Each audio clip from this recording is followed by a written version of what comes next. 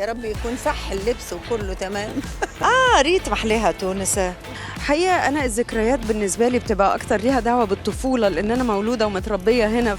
مفترية باللملكو، مفترية بألمازاتي. هنا يطلع على هنا، خلصنا. بشكل جدا يعني شخصي وأناني بتذكر الفيلم الأردني سينك. لهجة تونسية بالطبيعة برشا، تعرف شوية تتكلم تونسي. فبيصرفوا على عيلة فقرانة بس ليها اسم. نورتينا اليوم في مهرجان البحر الأحمر. أهلا وسهلا بيكي وأهلا وسهلا بالMBC. طب حكيني، أول مرة تيجي مهرجان البحر الأحمر؟ أول مرة أجي المهرجان. كيف شعورك بوجودك في السعودية وحضورك للمهرجان؟ عايزة أقول لك من أجمل المدن اللي أنا حضرت فيها مهرجان. ليه؟ بتطل على البحر الأحمر، وأنا أساسا اسكندرانية، فأنت عارفة إن اسكندرية بتطل على البحر المتوسط، فأنا حاسة إن الجو قريب. بحر زي الغردقة، زي شرم الشيخ، في بحر أحمر. البحر ده ما هو نفس بحرنا، احنا على الناحية التانية من البحر. أنت البحر ده قريب على قلبك. ما هو موجود عندنا، احنا على الضفة دي وهم على الضفة دي، فأنا حاسة إن أنا كأني لسه قاعدة في مصر. كأني ما سافرتش. أنت في بيتي. أيوه في البيت. شيء ثاني، أنت ما شاء الله دائما مبدعة. في رمضان اللي فات إيش بدعتي. أيوه. والآن عندك حاجة اسمها جوازة في بالضرب، جنازة. برافو. بالضرب كده العكس. اشرحي لي بقى، هذا جديد وإيش صاير؟ احنا فيلم مشتركين بيه في المهرجان، وده اخراج أميرة دياب. واتعرض امبارح لأول مرة العرض، نشوف الفيلم أساسا، وإن شاء الله يكسب حاجة في المهرجان. احنا سعداء بيه يعني. سؤال، أنت شخصيتك إيه؟ مسكينة، طيبة، قوية؟ دي المرة إيه؟ أنا مسكينة، بصي لي كويس. لا أنت مش مسكينة، بس كنتي مسكينة في إيش؟ بالله ايش كنت مقهورة، ما خدتش حقي، يا لهوي. خدتي حقك في النهاية. بنتي وأنا حطينا ايدينا في ايد بعض وعرفنا ننتصر عليهم. دلوقتي ايش حكيني كيف الاجواء في المسلسل ده، في الفيلم هذا ايش الاجواء؟ الأجواء إن هي ست غنية وقوية، وبتوع لحمة، تجار لحمة، وتجار عجول وكده، بيتجوزوا طبقة أقل منهم ماديا، بس بشوات وبهوات. يعني عندما المال يشتري الايه؟ البرستيج والاسم. عايزين هم يعني يبقى لهم اسم، فبيصرفوا على عيلة فقرانة بس ليها اسم، عشان عايزين ياخدوا منهم الاسم، يعني يبقى هم القصة ترى كثير عجبتني، حمستيني. عندك اي مفترية بفلوسي، مفترية باللملكو، مفترية بألمازاتي. ترى انا مرة مبسوطة في هذه المقابلة. ايه رأيك؟ الشخصية الحلوة دي. الحمد لله. الحمد لله. اكيد. وعندك اي عمل في رمضان؟ عندي ان شاء الله مسلسل اسمه علي كلاي، انتاج الشركة المتحدة، وده هيتعرض ان شاء الله على MBC. سعيدين بوجودك معنا اليوم، نورتين. علي كلاي مش هيتعرض على MBC. مسلسل الكينج اللي هو اخراج شيرين عادل، بطولة محمد عادل امام، ده اللي هيتعرض على MBC. شكرا على وجودك معنا اليوم، نورتينا في جدة اللي هي مدينتك وبيتك الثاني. طبعا. ونجوي الليلة، بسطي. اقول لك على سر؟ قولي لي. انا هشتري بيت في جدة، طبعا من حبي في البحر الاحمر. على نهاية السنة الجديدة، حكيني كيف المهرجان معك؟ هذه انت جاية على الكلوز.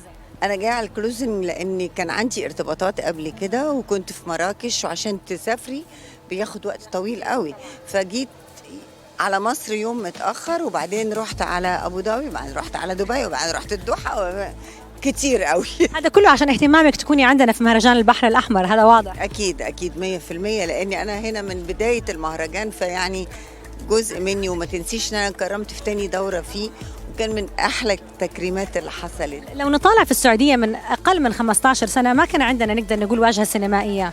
الآن شوفي التطور اللي صار، كيف شعورك؟ التطور أنا مخضوضة منه، لأنه سريع جدا وحلو جدا وكبير جدا. أصل ممكن تعملي حاجة سريعة وما تكونش على المستوى، لا، كل شيء بيتعمل على مستوى عالي جدا، كل شيء في السعودية، يعني سواء في البحر الأحمر، سواء في الترفيه، سواء في كل حاجة، في اللوكس بتاعت السعودية نفسها، كل حاجة اتغيرت أحسن. عشان بس. وجدة بالنسبة لك عندها كده، عندك أصدقاء كثير، وعندك أنت بالنسبة لك جدة لايك هوم. اوف كورس ات از، طبعا 100%، لأن أنا باجي هنا من كتير قوي قوي قوي قوي. نورتينا اليوم وسعيدين بوجودك. فستانك رائع، والأحمر أخذ منك حتة. سيدريك هلو سيدريك، يا رب يكون صح اللبس وكله تمام. انت عارفة هو ميتيكيولوس. وتجريد قمر هي اللي عامله الفستان، وسعيده بيها جدا لان الفستان حلو قوي حقيقي. أصلاً طول عمرك قمر وبتحلوي، يعني you have to give us your secret. هنا يطلع على هنا، خلصنا. شكرا. اهلا وسهلا. وجودك معنا اليوم. ربنا يخليكي. ثانك يو حبيبي. طبعا أنا حضرت الافتتاح وأنت كنتي أول وحدة I interviewed. I'm lucky، ده من حظي. صار لك 10 أيام في جدة، فحابة أعرف كيف تحسي إنه صناعة الأفلام للنساء في هذه المنطقة العربية قدرت تمكن المرأة، وكيف هذه المهرجانات ساعدت على هذا الشيء؟ صراحة يعني مهرجان مثلا بحر الأحمر بيمجد المرأة في الاندستري دي، بيساعدوهم، بيحطوا لهم بيفتحوا لهم المساحة ويفتحوا لهم المجال انهم يقدروا يقدموا بروجكتس ويدعموا البروجكتس دي، بيدعموا المرأة، بيدعموا احترام المرأة، ف بيسهلوا ان يكون في منصات، انك يبقى في قصص مثلا بتكون بتنصف المرأة، ودي حاجة مهمة قوي في المجتمع وفي العالم كله. المرأة محتاجة انها يبقى ليها دعم وانها تقدر تتمكن في الاندستري دي، لان المرأة نص المجتمع، وهي الام وهي الاخت، وعندها قصص ومشاعر كتيرة قوي، وهي اللي بتربي، ويعني المرأة جزء مهم قوي قوي قوي من المجتمع، يعني جزء لا يتجزأ من المجتمع.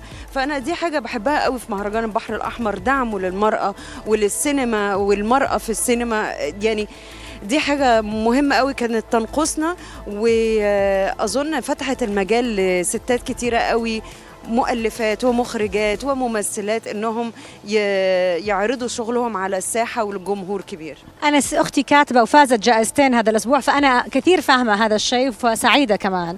حابة أسألك، أنت من السنة للسنة دائما هذا المكان يسيبنا بذكريات حلوة، قولي لي إيش الذكريات اللي هتحمليها للسنة الجاية؟ حقيقة أنا الذكريات بالنسبة لي بتبقى أكتر ليها دعوة بالطفولة، لأن أنا مولودة ومتربية هنا، فكل مرة باجي بروح الأماكن اللي أنا كنت بروحها زمان وأنا صغيرة، دي حاجة حلوة.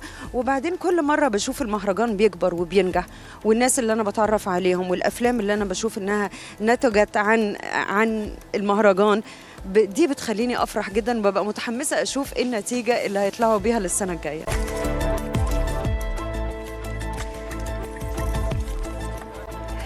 درة، نورتينا اليوم في جدة. شكرا حبيبتي، منورة بيكو.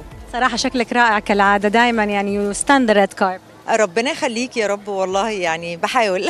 حكيني، هذه ثاني مرة تيجي المهرجان أو أول مرة؟ إمتى أو كل سنة بتيجي؟ مش تاني مرة، من أول المهرجان، من أول سنة أنا باجي كل سنة، بس يمكن ولا مرة قعدت المهرجان كله الفترة كلها، يعني دايما يا باجي اوبننج يا باجي كلوزنج، ما بلحقش أعرف أحضره كله، بس بصراحة أنا مواكبة المهرجان من أول سنة. والحقيقة مهرجان البحر الأحمر محافظ على مستواه بشكل حلو قوي يعني، وكل سنة بيتطور أكتر، وحسيت أنه بسرعة جدا في عدد سنين قليل بقى من أهم مهرجانات العالم. تشوفي نفسك في عمل سعودي قريب؟ يا ريت والله، أنا أتمنى أكون في عمل سعودي أو عمل عربي من أي، يعني أنا بعتبر إني ممثلة عربية أولا وأخيرا، طبعا يعني ممكن أعمل أعمال مختلفة نعبر فيها عن قضايا مجتمعنا، ونتكلم بكل اللهجات، ما فيش مشكلة يعني. لهجة تونسية كمان حلوة. لهجة تونسية بالطبيعة برشا، تعرف شوية تتكلم تونسي يعني. لا أنا رحت مرتين تونس، أحب. ريت محليها تونس. وشيء ثاني حبيت أقول لك، أنت دائما في اختيار أدوارك تنقي قصص حلوة، فهل تحسي إنه المرأة في السينما تسرد قصص عن قصص واقع، وتكون هذه القضايا في المهرجانات هذه تفيد الست في العالم؟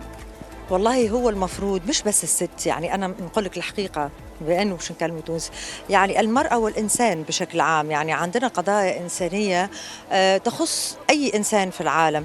طبعا في أفلام على حسب طبيعة الأفلام، طبيعة المسلسلات، بنتناول مواضيع مختلفة، لكن فعلا في مواضيع مختلفة في الأفلام وأيضا في المسلسلات لازم نقدمها.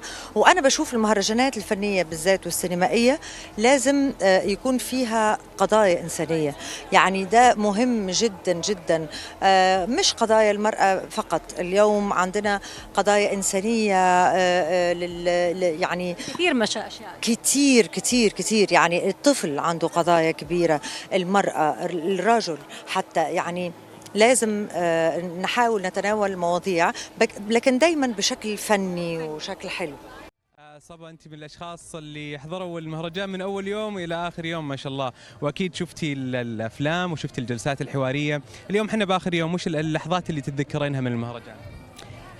أول لحظة وبشكل جدا يعني شخصي وأناني بتذكر الفيلم الأردني سينك، لأنه فيلم من بلدي ولأنه فيلم مهم جدا جدا، من الأفلام اللي أثرت فيه وكتير كتير حبيتها، ومجموعة كبيرة طبعا من الأفلام والندوات وعلى هامش الشيء اللي الناس مش كتير بتعرفه، إنه على هامش عروض الأفلام في لقاءات كتير وميتينجز، والماركت تبع الفيلم ميكرز كتير كتير قوي، بتم صناعة مشاريع كبيرة فيها، في سيشنز بيكون فيها بيتشنج لمشاريع جديدة سواء بالتلفزيون ولا بالسينما، فكل شيء عم بيصير بالمهرجان كفعالية يعني